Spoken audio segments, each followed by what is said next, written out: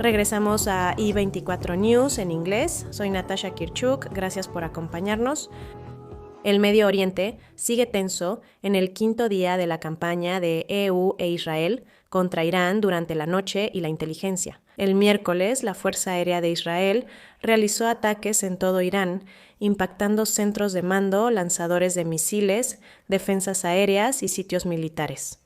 En Teherán, Isfahán y Shiraz. Funcionarios informan que más de 300 lanzadores de misiles iraníes han sido atacados para frenar los ataques sobre Israel y el Golfo. Un F-35 israelí derribó por primera vez un avión iraní tripulado sobre Teherán. Es la primera baja aire-aire de la Fuerza Aérea israelí en 40 años, mientras cientos de drones siguen siendo interceptados. Las fuerzas estadounidenses reportan haber atacado casi 2.000 objetivos en Irán y destruido 17 barcos, incluido un submarino. Y también afirman que Irán ya ha lanzado más de 500 misiles balísticos y 2.000 drones en represalia contra Israel, 8 países diferentes del Golfo y Chipre, y, más recientemente, Turquía. Más de 1.000 personas han muerto en Irán, según la agencia de noticias Human Rights Activist con sede en Estados Unidos. Por el apagón de Internet que aún continúa, es difícil verificar esas cifras ahora. El secretario de Guerra de Estados Unidos, Pete Hegseth, habló en el Pentágono. Escucha sus palabras. Estados Unidos está ganando de manera decisiva, devastadora y sin piedad. Están acabados y lo saben, o al menos muy pronto lo sabrán. Apenas empezamos a cazar, desmantelar, desmoralizar, destruir y derrotar sus capacidades. Nuestro corresponsal senior en Estados Unidos, Mike Wagenheim, se une desde la Casa Blanca. Entonces, sabes, primero que nada, me gustaría que desglosaras los puntos más destacados de los comentarios de Hegseth. ¿Qué fue lo que más llamó la atención? ¿En qué deberían enfocarse más nuestros televidentes? El secretario de Defensa Pete Hegseth y el presidente del Estado Mayor Conjunto, Dan Kane, ofrecieron una visión optimista al subir juntos al podio. Hegseth se enfocó más en el lado del mensaje, mientras que Dan Kane es más un hombre militar directo, solo los hechos, pero juntos intentaron dar una imagen de la situación más reciente ahí. Hegseth dijo que en unos pocos días Estados Unidos tendrá completa superioridad aérea sobre los cielos de Teherán, lo que significa que realmente no habrá capacidad para derribar sus aviones del cielo. Mientras tanto, en lo que respecta al territorio naval, Hegseth, o mejor dicho, Kane, dijo que el ejército de Estados Unidos ha, cito, neutralizado efectivamente la principal presencia naval de Irán en el teatro de operaciones. Eso incluye el hundimiento de una fragata frente a la costa de Sri Lanka más temprano hoy, usando un torpedo. Un submarino estadounidense no hacía esto para hundir un barco enemigo desde la Segunda Guerra Mundial. Y mientras los misiles balísticos continúan siendo lanzados hacia Israel, incluso hace apenas un par de horas, Hegseth dijo que la frecuencia con la que están siendo lanzados está disminuyendo significativamente día con día. Los números que mencionó, 86% menos desde el inicio y 23% menos en las últimas 24 horas, los drones unidireccionales, aunque siguen siendo problemáticos, han disminuido un 73% desde el inicio. Hegseth admitió ayer en el Congreso que siguen siendo un gran problema para las Fuerzas Armadas de Estados Unidos. Mientras tanto, Hegseth está recibiendo algunas críticas en cuanto al plan para proteger a los miembros del servicio al entrar en la guerra. Ya han muerto 6 de ellos. Procedimientos de evacuación y similares. Hegseth afirmó que el ejército de Estados Unidos evacuó a más del 90% de los estadounidenses en bases regionales antes del ataque iraní. Aún hay dudas sobre esas acciones de protección. El Senado votará si Trump puede seguir con acciones militares sin el Congreso. Todo mientras la Casa Blanca da explicaciones contradictorias sobre el inicio de esta guerra. Sabes, incluso hablaste sobre el éxito, sobre lo que significaría el éxito en esta guerra para Estados Unidos, no solo para Israel. Entonces, ¿qué significa realmente esto? Bueno, el Senado va a votar y es probable que la Cámara también vote en algún momento. Encontrarán una manera, por parte de los demócratas, de forzar una votación aquí. Creo que ninguno pasará, pero es una medida. Esas resoluciones que sabes que no avanzarán muestran la postura de cada quien en un tema. Lo más revelador será cuántos republicanos no demócratas apoyan a Trump. ¿Está perdiendo apoyo republicano por no haber venido al Congreso? Con más urgencia, con más información, explicando mejor los objetivos, el esquema, el razonamiento. No solo los demócratas están molestos por el manejo, también varios republicanos han expresado su preocupación e indignación, algunos en público y otros en privado. Creo que la clave no será si se aprueba o fracasa, ninguna sucederá, sino cómo se alinean los republicanos al final en estas votaciones en particular. ¿De acuerdo? Nuestra corresponsal senior de Estados Unidos, Mike Wagenheim, nos informa desde la Casa Blanca. Gracias por la actualización. Ahora vamos con nuestros corresponsales en el estudio. Nos acompaña nuestra corresponsal senior de Medio Oriente, Ariel Osran, y el corresponsal diplomático Owen Alterman. Ariel, me gustaría dirigirme a ti. Primero, por los nuevos informes sobre objetivos israelíes, en especial el cuartel militar iraní en Irán. Últimamente hemos visto grandes ataques de Israel y Estados Unidos. ¿Cuáles son sus objetivos más recientes? Sí, así que tanto Israel como Estados Unidos están atacando una amplia gama de objetivos militares, desde centros de mando y control hasta depósitos de misiles balísticos, así como lanzadores y los propios misiles. Las fuerzas de defensa de Israel compartieron hace poco que también se están concentrando en el aparato de seguridad interna de Irán. Ahora, estos son los organismos responsables de la opresión sin precedentes del pueblo iraní, de matar, según estimaciones, a decenas de miles de manifestantes iraníes hace un par de meses. Y aquí es donde, ya sabes, uno puede empezar a trazar una línea entre las conversaciones nucleares, ir tras las amenazas de misiles balísticos y tratar de ayudar a promover un cambio de régimen y realmente lograr un cambio dentro de Irán. Estos objetivos incluyen atacar los cuarteles generales de la Guardia Revolucionaria, la Dirección de Inteligencia y la base IJ. Este cuerpo paramilitar opera bajo la Guardia Revolucionaria y es quien envía a oficiales a las calles y dispara contra manifestantes. También los cuarteles generales de la Fuerza Quds, las Fuerzas de Seguridad Interna y Guerra Cibernética, que limitan la información que sale de Irán. También lo que entra, porque a los ojos del régimen eso es igual de importante, así como los cuarteles generales de la unidad y el aparato de seguridad interna responsables de reprimir las protestas. Y esto es clave porque lo que motivó la participación de Trump en primer lugar fueron las protestas. Pero es difícil ver cómo atacar las capacidades militares de Irán lleva a apoyar a los manifestantes y provocar un cambio de régimen. Este tipo de objetivos ayudan a conectar esos puntos y preparan el terreno para que Israel y Estados Unidos, aunque no lo digan públicamente hoy, de debilitar el aparato de represión del régimen para crear las condiciones para que quizás el pueblo iraní tome la batuta y derroque al régimen. Una vez que estos ataques terminen... Bien, solo voy a cambiar rápidamente al norte de Israel. En este momento suenan sirenas por un aparente ataque del grupo terrorista Hezbollah desde Líbano. Es importante señalar que este es un grupo proxy iraní.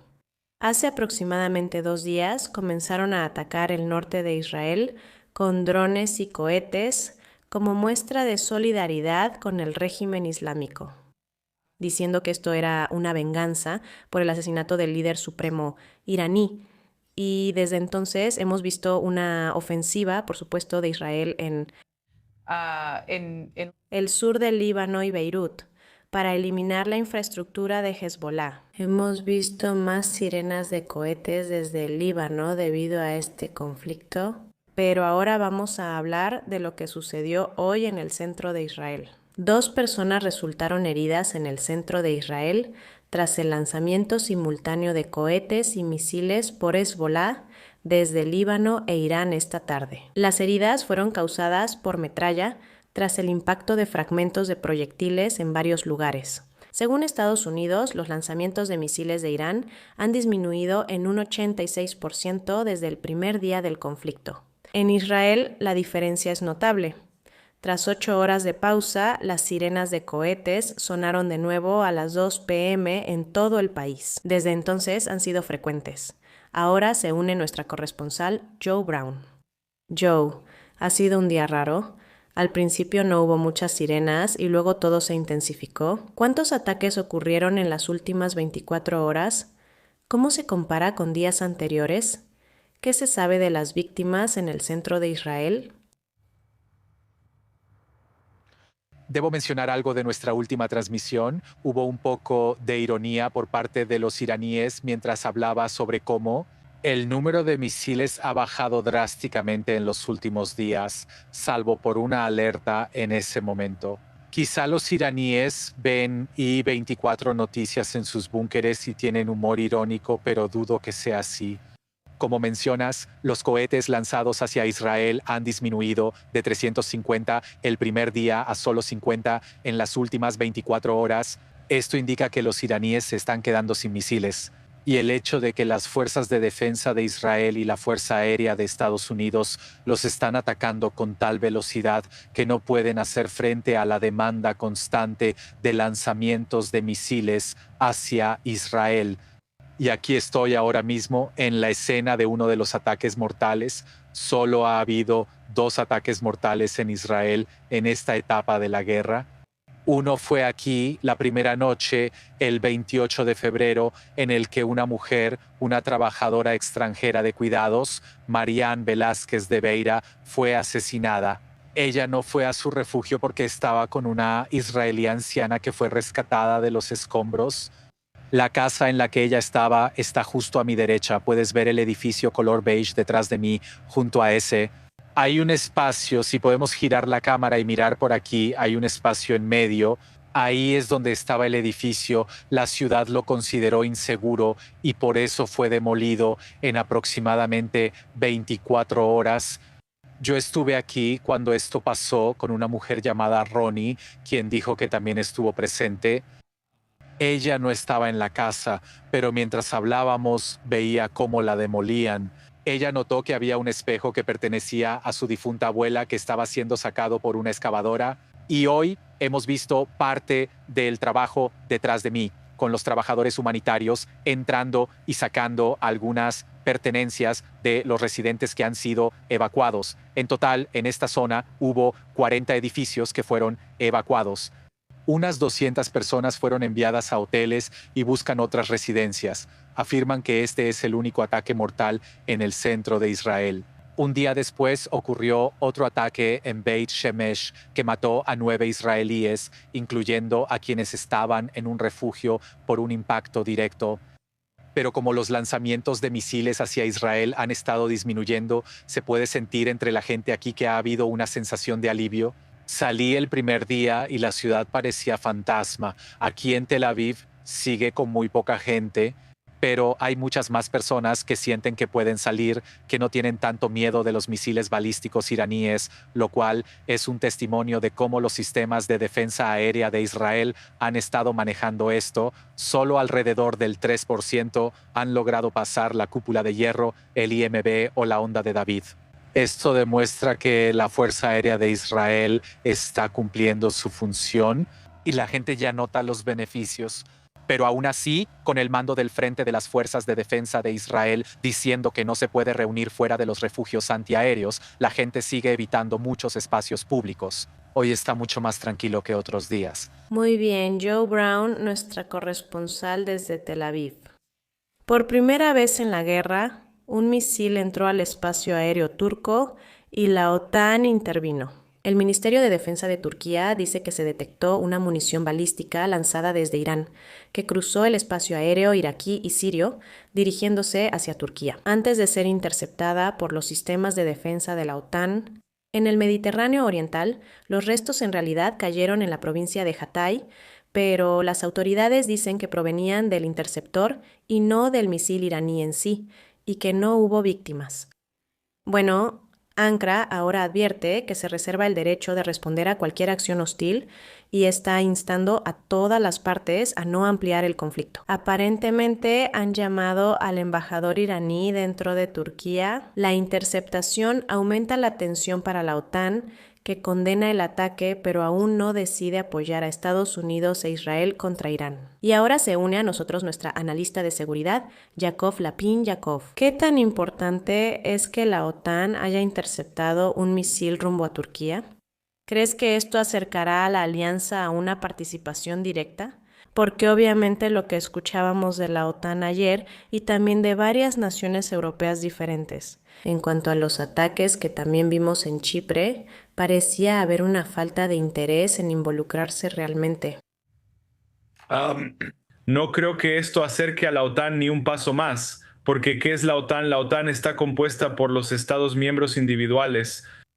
Y al final del día, no veo ningún deseo entre los Estados miembros de la OTAN que no son estadounidenses, los gobiernos. Ellos decidirán si se involucran en esta guerra, lo cual sería un gran error, porque Irán es obviamente una amenaza para todo el mundo, pero ellos parecen estar muy contentos de no involucrarse en la guerra. Por cierto, según los informes, ese misil aparentemente se dirigía a una base en Chipre, que era su ubicación y objetivo previsto, según los informes. Bueno, pero ¿eso es percibido como un error por Turquía? No es un error por parte de Turquía, porque el misil amenazó el espacio aéreo turco, así que Turquía hizo lo que tenía que hacer para proteger su espacio aéreo. Creo que lo realmente significativo aquí es que probablemente esta sea la segunda vez, si no más, durante esta guerra, que Chipre, un Estado miembro de la Unión Europea, está siendo atacado por Irán y anteriormente por Hezbollah, por el eje terrorista iraní. Este miembro de la Unión Europea está siendo atacado. Estas bases británicas no participan en los ataques entre Estados Unidos e Israel.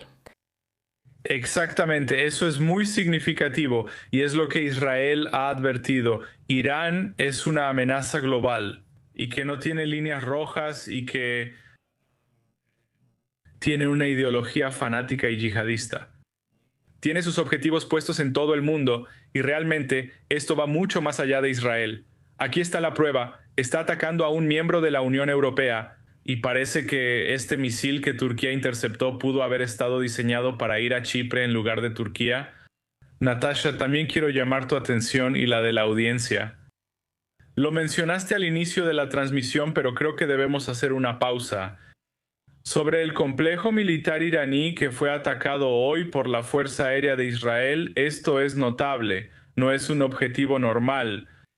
Déjame contarte quién estuvo en este complejo. Dentro de este complejo se encontraba la sede de la Guardia Revolucionaria Islámica, la Dirección de Inteligencia iraní, el BSI, la Fuerza Quds, las Fuerzas de Seguridad Interna, el Cuartel General de Guerra Cibernética y la sede de la Unidad de Seguridad Interna responsable de la represión interna. Este es un centro neurálgico sumamente importante en el este de Teherán.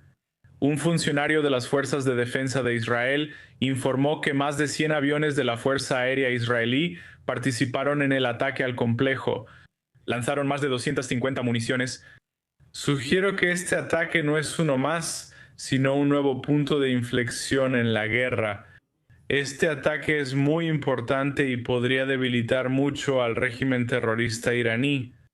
Yakov, también vemos informes de que los ataques de Israel en Irán han matado a miles de soldados iraníes durante el conflicto. Obviamente estamos viendo cifras de grupos de activistas de derechos humanos dentro de Irán que citan ese número en alrededor de 1000. Por supuesto, son cifras que no se pueden verificar. No distinguen entre guardia revolucionaria y civiles. Miles es mucho más que las cifras recientes de 1000. Es interesante, pero pasemos a la siguiente historia. Volveremos contigo pronto.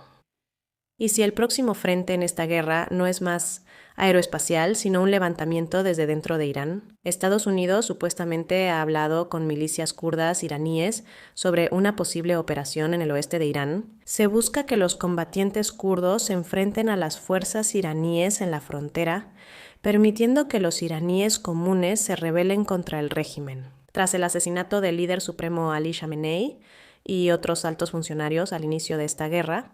Ahora fuentes dicen que no se ha tomado una decisión final, pero según informes, los grupos kurdos han solicitado apoyo de la CIA, incluyendo armas.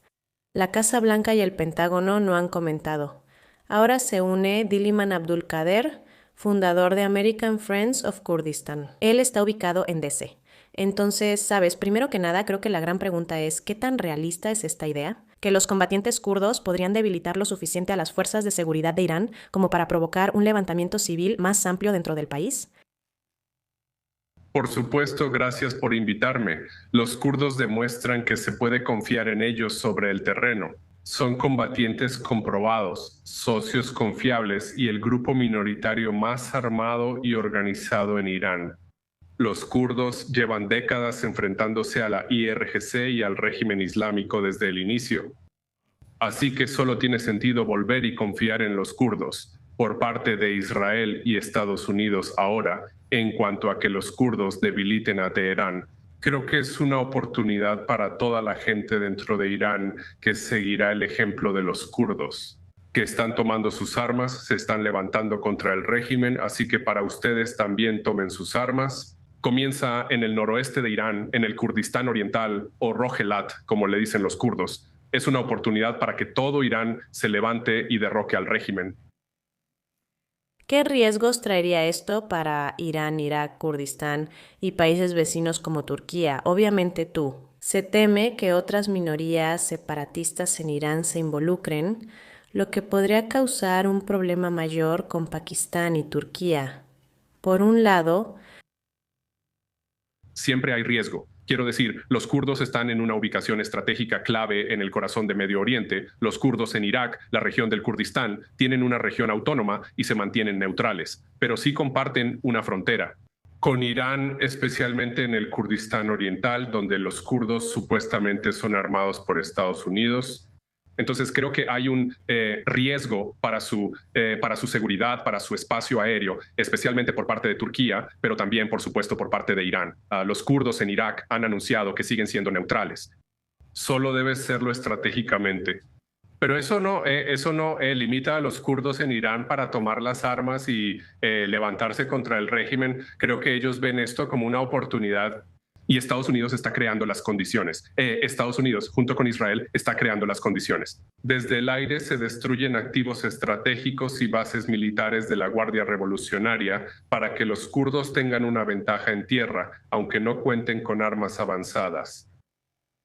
quiero decir, al final, si Estados Unidos respalda este tipo de operación, ¿eso cambia fundamentalmente el papel de Washington en esta guerra? Han sido indecisos sobre si buscan destruir las capacidades nucleares iraníes o provocar un cambio de régimen. Los kurdos sienten que tienen suficientes, podrías decir, habilidades de combate e historia para poder enfrentarse a esto. Esa pregunta es válida. Mira, en Irán hay dos posibles escenarios, uno tipo Venezuela, uno donde eliminamos al ayatolá, los principales comandantes y gobernantes del país, y un liderazgo más pragmático y accesible con el que Estados Unidos pueda acercarse y dialogar, ahora está liderando el país. Que aún así permite que los kurdos tomen el control de sus tierras históricas, territoriales, y quizá motive a otros a debilitar más al régimen. El segundo escenario es que el régimen caiga por completo. Estados Unidos estableció una zona de amortiguamiento en el noroeste de Irán junto con los kurdos, aunque hay que ser realistas respecto a ellos. Los kurdos también tienen demandas. Ellos requieren garantías, porque acabamos de ver por lo que pasaron los kurdos en Siria y no quieren ser traicionados por Occidente otra vez. Muy bien, pues me gustaría agradecerte mucho por acompañarnos. Aún así, vamos a regresar con nuestros corresponsales en el estudio. Esto acaba de salir ahora mismo. Un mensaje del presidente iraní Masoud Pezeshkian. Él está básicamente diciendo que a los países vecinos respetamos su soberanía. La seguridad y estabilidad regional deben lograrse con esfuerzos conjuntos de los estados. Esencialmente lo que está diciendo ahora es que la razón por la que Irán ha estado atacando a las naciones del Golfo no es porque Irán tenga un problema con la soberanía de esos estados. Pero supongo que una presencia estadounidense allí, una presencia militar estadounidense, me gustaría pasar con Owen Alterman, nuestro corresponsal diplomático, para escuchar lo que tiene que decir al respecto. Porque Irán ha estado lanzando casi la misma cantidad de drones y proyectiles, por lo que entiendo, hacia los Emiratos Árabes Unidos, como lo ha hecho hacia Israel.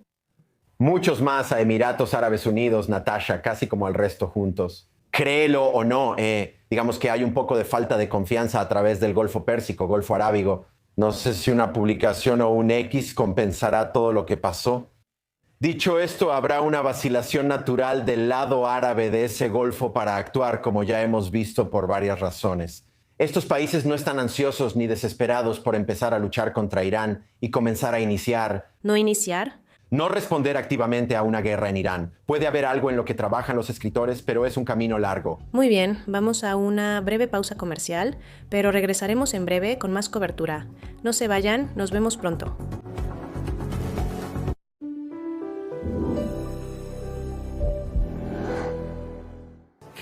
Tenemos nuevas actualizaciones para ustedes. Irán ha dañado al menos 7 sitios de comunicación militar de Estados Unidos en Medio Oriente, ubicados en Qatar, Bahrein, Kuwait, Arabia Saudita y Emiratos Árabes Unidos, tras ataques a naciones árabes del Golfo. Esto sucede mientras Estados Unidos reporta haber atacado o hundido más de 20 barcos iraníes según su comando central. El ministro de Defensa de Israel, Isaac Katz, visitó hoy la División de Inteligencia de las Fuerzas de Defensa para elogiar a soldados y comandantes por su labor. Esto fue lo que dijo. Nuestra ventaja sobre Irán en esta campaña radica principalmente en 2 dimensiones: inteligencia y capacidad operativa. ¿Qué sorprendió tanto a los iraníes que no estaban preparados? Aunque hubo advertencia estratégica, no supieron valorar bien ambas dimensiones. La amplitud y profundidad de la inteligencia, hasta el objetivo final, y la capacidad para usarla para golpear, atacar, destruir y desmantelar sus capacidades. Cuando hablamos después de la exitosa Operación León Ascendente, también dije, y era claro, no peleas la última guerra, te preparas para la próxima guerra. Varias capacidades de inteligencia ya estaban agotadas y usadas, por lo que el reto era reconstruirlas. Y no solo reconstruirla, sino expandirla 10 veces. Eso fue lo que pasó en todo Irán. Además, ya que originalmente se planeó una operación a mediados de año con el mismo objetivo, pero debido a los acontecimientos y circunstancias, principalmente lo que sucedió dentro de Irán y la postura del presidente de los Estados Unidos, por la posibilidad de una operación combinada, hubo que adelantar todo a febrero. Esto era algo que nosotros mismos esperábamos, pero no estábamos seguros. Ustedes lograron un gran progreso en la dimensión de inteligencia cada día y hora, sumando capacidades, dimensiones y preparativos operativos. Jugaste un papel clave en desarrollar esta capacidad, lo que permitió el esfuerzo conjunto y el exitoso ataque inicial con sus consecuencias. Les agradezco mucho y les pido que sigan así, ya que estamos en campaña. Estamos convencidos de que terminará de la mejor manera. Y los resultados serán un fortalecimiento muy significativo de la seguridad del Estado de Israel, su posición, la eliminación de amenazas y todos los desafíos que hemos enfrentado durante mucho tiempo. Gracias, y aún podemos decir feliz Purim a todos. 2 soldados israelíes resultaron heridos en el sur del Líbano tras un ataque con misiles antitanque de Hezbollah, según las fuerzas de defensa de Israel. El ejército israelí avanzó más en el país en los últimos 2 días tras ataques de cohetes y drones de Hezbollah la noche del lunes. Ahora les dice a los civiles del sur del Líbano que evacúen al norte del río Litani. Los combates con Hezbollah se intensifican. Las fuerzas de defensa de Israel aseguran que no buscan dañar civiles, pero advierten que quienes estén cerca de combatientes, armas o instalaciones de Hezbollah arriesgan su vida. Esto sucede tras más de 250 ataques israelíes en Líbano desde que Hezbolá entró en la guerra el lunes, incluyendo lanzacohetes que dispararon a Tel Aviv y Haifa, centros de mando en Nabatiyeh y sitios en suburbios del sur de Beirut, que es un bastión de Hezbolá. La última vez que Israel ordenó una evacuación general fue en la ofensiva terrestre de octubre de 2024 y se calcula que 300.000 civiles libaneses ya huyeron de la zona. Ahora nos acompaña desde el norte de Israel nuestra corresponsal, Valir Sladin. Valir, cuéntanos lo último sobre la situación. Hace poco sonaron las sirenas. ¿Qué intensidad de fuego recibe el norte de Israel de Hezbolá actualmente? Sí, Hezbolá ataca principalmente a las comunidades del norte, las mismas que fueron evacuadas en la guerra pasada con Hezbolá. Ahora no están evacuadas y ese es el enfoque principal. Hezbolá también lanza cohetes a Haifa, Krayot y la Galilea Occidental, grandes ciudades de la zona, y por supuesto varias veces hoy han intentado atacar, según dicen, bases militares en el centro de Israel. Hemos visto algún tipo de coordinación entre Hezbolá e Irán. Por ejemplo, esta tarde Hezbolá lanzó 6 misiles hacia el centro y 5 hacia Haifa.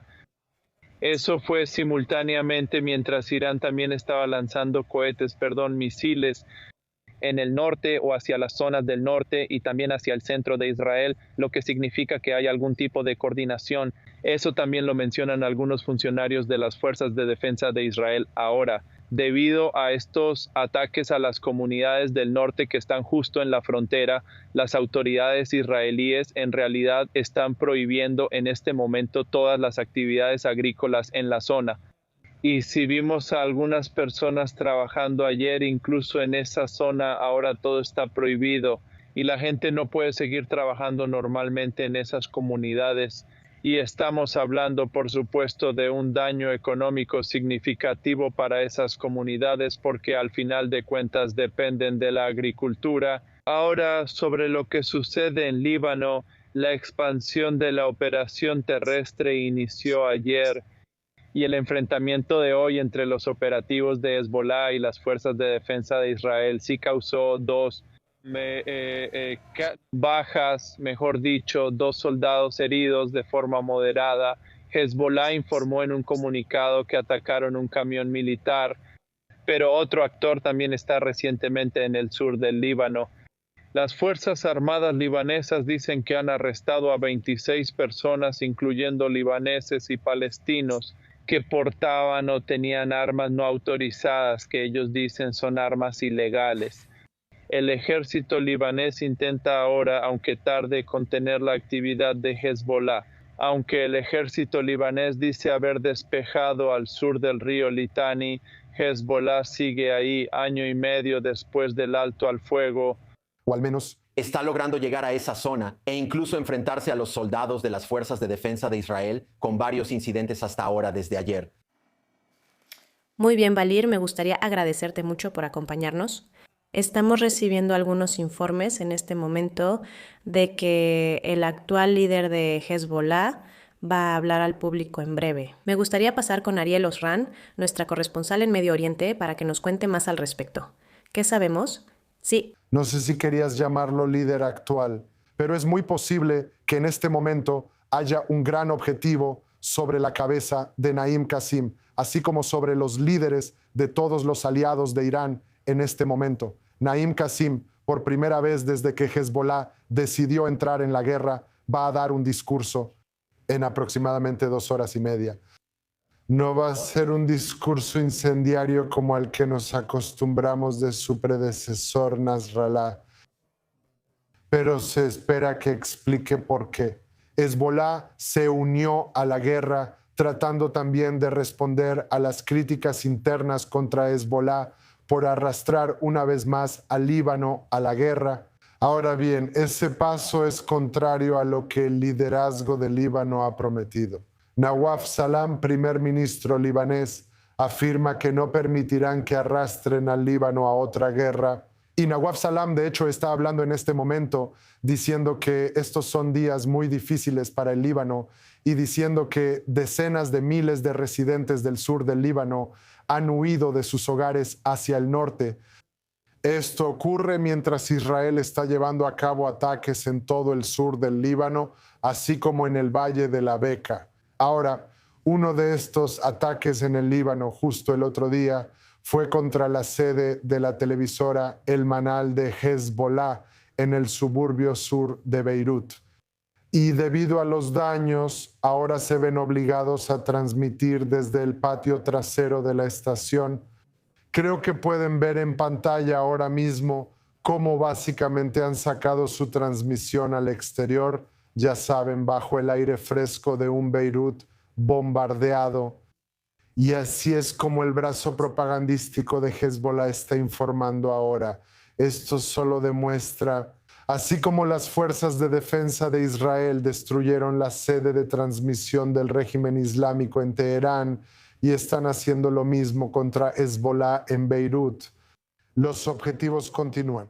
Muy bien, bueno, ya sabes, otra pequeña actualización que tenemos en este momento. Funcionarios occidentales que hablaron bajo condición de anonimato, para discutir asuntos de inteligencia, dicen que Irán se está quedando sin misiles balísticos en cuestión de días, que Irán tiene misiles balísticos para varios días si continúa disparando a este ritmo. Owen, un comentario rápido antes de pasar a nuestra siguiente historia. ¿Verdad? Bueno, hay un artículo en el Washington Post y Natasha dice que en el Pentágono preocupa el suministro de armas estadounidenses, lo que incrementa esa inquietud. Es, en cierto modo, una carrera entre ambos.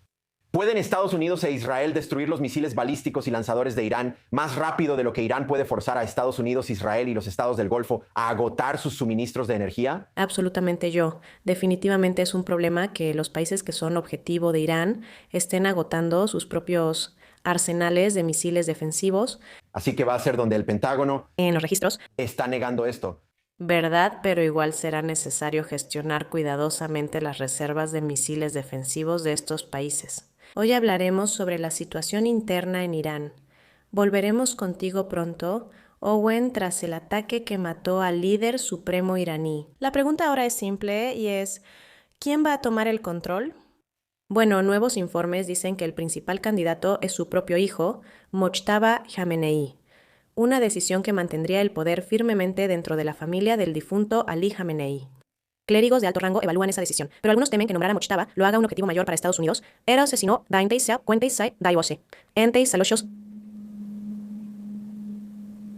Israel. Israel amenaza abiertamente.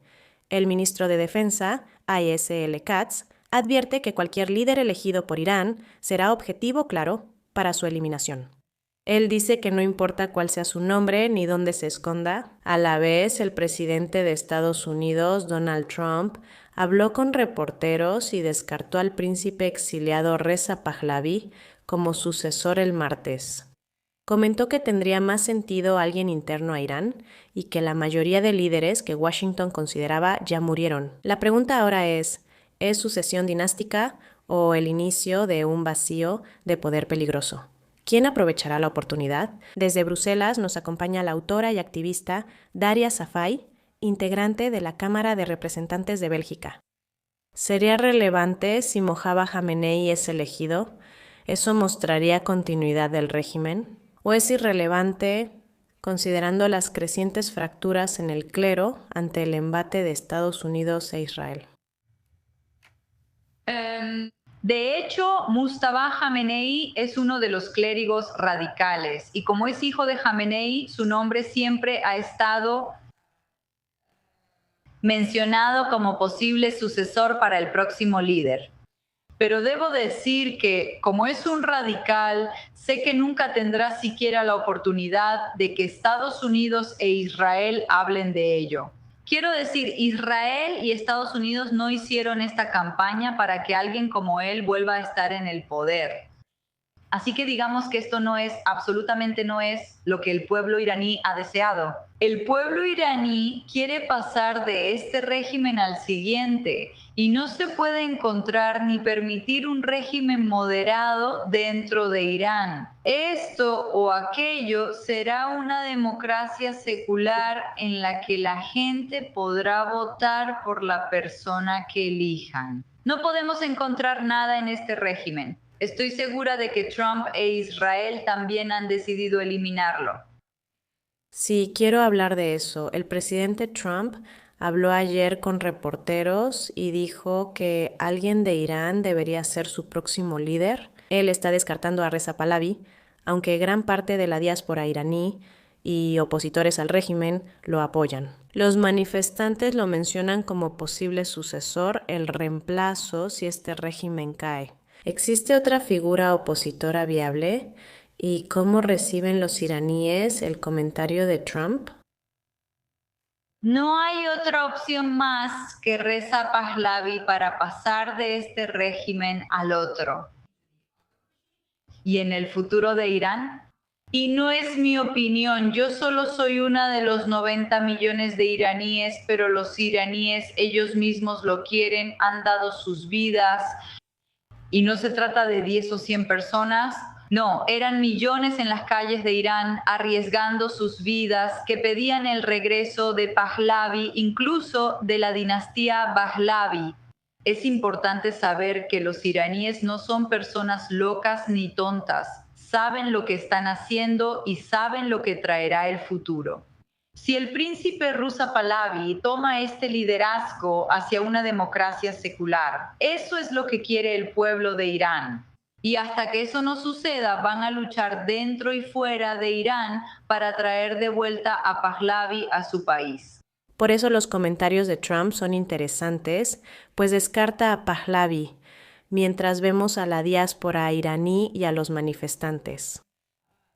Muy contentos por la decisión de que haya una intervención militar por parte de Estados Unidos e Israel, por la esperanza de un cambio de régimen. Y la idea de que Estados Unidos decida quién será el próximo líder, ¿qué mensaje envía al público iraní?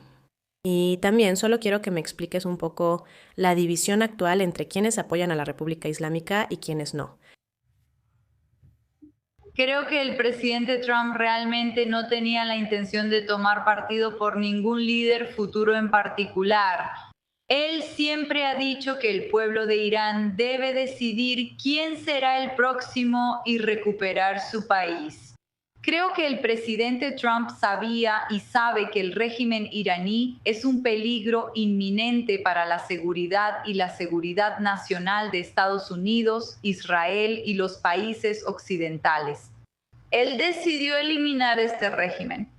Y como él siempre ha dicho, no le corresponde a él respaldar a alguien y no le corresponde a él decir que alguien no es lo suficientemente bueno.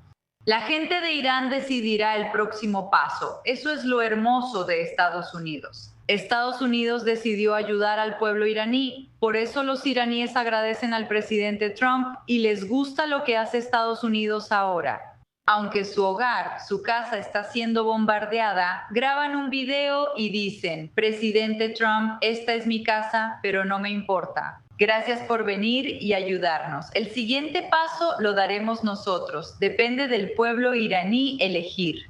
Y les digo algo muy obvio. La elección del pueblo de Irán de tener al príncipe Reza Pahlavi es realmente evidente. No es solo el 20% o el 50%. El 70%, 80% del pueblo de Irán está diciendo su nombre dentro y fuera de Irán para que tome el poder y los salve. Y va a suceder. Hasta hoy no nos quedamos tranquilas. Me gustaría agradecerte mucho por acompañarnos, Daria. Vamos a hablar de Gaza. Uno de los proyectos diplomáticos emblemáticos de Donald Trump está en pausa por la guerra con Irán. Indonesia afirma que todas las discusiones sobre la Junta de la Paz de Trump están en pausa, mientras la atención mundial se está centrando en el conflicto en aumento entre Israel y Estados Unidos con Teherán. La iniciativa lanzada tras el alto al fuego en Gaza el año pasado buscaba sentar bases para una estabilización duradera y posible fuerza internacional en Gaza. E Indonesia fue uno de los pocos países que incluso dio señales de que podría enviar tropas. Yakarta afirma que la atención está en otro lado, sobre todo mientras los países del Golfo enfrentan ataques iraníes. Desde Ramallah nos acompaña el analista de seguridad palestino Mohamed Nashib. Con más sobre esto, ¿qué tan significativo es que Indonesia, que es el país con mayor población musulmana del mundo, diga que todas las discusiones de la Junta de Paz están en pausa? Sí, en realidad, la guerra entre Irán e Israel afectó a todos los aspectos de la vida palestina en Gaza, incluso en el ámbito de la paz. Y pasando a la segunda fase de negociación en el acuerdo de Gaza, y también aquí en Cisjordania. Así que sí, fueron tiempos difíciles para la gente de Gaza, así como aquí en Cisjordania. Además, 3 millones de palestinos en Cisjordania viven sin refugio. Y los israelíes reactivaron los puestos de control, separaron Cisjordania de Israel y detuvieron todos los aspectos de la vida. Durante Ramadán nadie puede rezar en Al-Aqsa. Así que hubo escasez de combustible y comida desde el primer día del estallido de la guerra. Esta confrontación militar entre Israel e Irán impactó todos los aspectos de la vida palestina. Si esto se prolonga, los efectos serán más negativos para la vida palestina en Gaza y Cisjordania. Sabes, obviamente, con la guerra de Irán escalando, ¿crees que la idea está prácticamente muerta, en tu opinión, de enviar tropas a una fuerza de estabilización en Gaza? Ellos dudaban en enviar fuerzas a Gaza, pero también dijeron que financiarán el entrenamiento de la policía palestina que está afiliada a la autoridad palestina para ser desplegada en el cruce de Rafah y en la franja de Gaza. Pero Israel no permitió eso en este momento y los estadounidenses estaban presionando aquí y allá y tratando de encontrar una alternativa. Pero ¿qué hay de eso? Indonesia y Marruecos también dijeron que están listos para desplegar fuerzas militares en Gaza como fuerzas de paz, no para desarmar a Hamás. Pero la discusión no fue definitiva e incluso al Comité Administrativo de Gaza no se le permitió ir a Gaza. Desde su fundación, Israel no permite su acceso a Gaza. La reapertura del cruce de Al-Fají fue limitada, permitiendo solo 2.000 palestinos cruzar desde entonces. Es una posibilidad y hay dificultades y obstáculos que enfrentan eso, pero debido a la guerra en curso, ellos piensan ¿qué más da? Y la gente está observando y esperando qué va a pasar como resultado de esta guerra.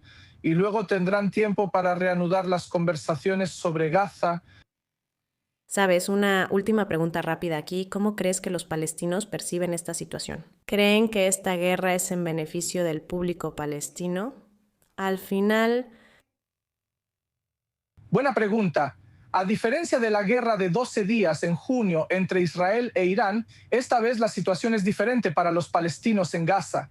No simpatizan con Irán porque creen que impulsó a Hamás el 7 de octubre, causando la destrucción de Gaza. Para los palestinos y Cisjordania, ven que Irán está atacando a los países árabes y no pueden simpatizar ni apoyar a Irán, ya que también está atacando a los países árabes. Y también para la autoridad palestina, sienten que Irán estaba interviniendo en los asuntos de Barcelona y respaldando los 16 años de división entre Fatah y Hamás en Cisjordania y Gaza. Solo Hamás y la Yihad Islámica se arrepentirán y lamentarán. Si el régimen iraní insiste, perderá aliados estratégicos, militares y políticos fuertes. Pero el resto de los palestinos no lo lamentan y esta vez no sentimos ni presenciamos ningún fenómeno de alegría. Mientras los palestinos observan desde sus techos los misiles iraníes rumbo a Tel Aviv, ahora solo hay algo de simpatía limitada en redes sociales, pero no vemos apoyo para Irán, sobre todo si va a países árabes y no pueden apoyar a Irán contra ellos. Muy bien, me gustaría agradecerte mucho por acompañarnos, Mohamed. Volveremos contigo más tarde, probablemente esta noche. Ahora vamos a España. España desafía abiertamente a Washington y las apuestas aumentan. Después de que el presidente de Estados Unidos, Donald Trump, amenazó con cortar todo el comercio con España por negarse a permitir que las fuerzas estadounidenses usaran bases españolas para ataques contra Irán, el primer ministro Pedro Sánchez respondió en un discurso televisado declarando simplemente no a la guerra. Sánchez dice que España no va a apoyar lo que él llama una ruptura del derecho internacional. Él está haciendo comparaciones con la invasión de Irak en 2003 y advirtiendo que otra guerra en Medio Oriente podría desestabilizar a Europa tanto económica como políticamente. Lo siento, ahora Trump ha acusado a Madrid de ser un socio débil en la OTAN. La pregunta es si esto es un enfrentamiento simbólico o el inicio de una ruptura transatlántica seria. Y voy a recurrir a nuestro corresponsal diplomático principal, Owen Alterman, sobre esto. Así que es algo realmente interesante lo que está sucediendo aquí en este momento entre España y Estados Unidos. ¿Crees que las amenazas de Trump de cortar comercio con España son serias? Natasha, recibimos una alerta que me asustó. Ya estamos acostumbrados a estas advertencias tempranas que podrían activar la sirena. ¿Puedes responder en una frase antes de que entremos al refugio antiaéreo? Existe el cliché de Trump, no tomarlo literal, pero sí en serio. Parece que no se puede hacer mucho sobre el comercio español. Pero el punto serio, Natasha, es que los aliados de Estados Unidos ya no pueden recibir de Estados Unidos, en el caso de España, la defensa colectiva bajo la OTAN y en el caso de otros países, el comercio, y escupir retóricamente en la cara de Estados Unidos y atacar las políticas estadounidenses. Donald Trump ha puesto un alto a eso en Colombia, en el mundo árabe y también en lugares como Sudáfrica. Él lo está intentando. Aquí en España fue una amenaza durante la presidencia de Donald Trump. En retrospectiva, sin importar tu posición política, ya era hora. Muy bien. Amigos, como acaban de escuchar, mientras saltaba, recibimos otra alerta de un misil balístico entrante desde la República Islámica de Irán hacia Israel. Eso significa que iremos al refugio antiaéreo pronto. La sirena sonará en unos minutos. Están viendo I24 News. Quédense, regresamos en vivo de 8 a 9 p.m. hora de Israel, con las últimas actualizaciones. Manténganse a salvo donde quiera que estén. Esto es I24 News en inglés. Soy Natasha Kirchak y nos vemos pronto.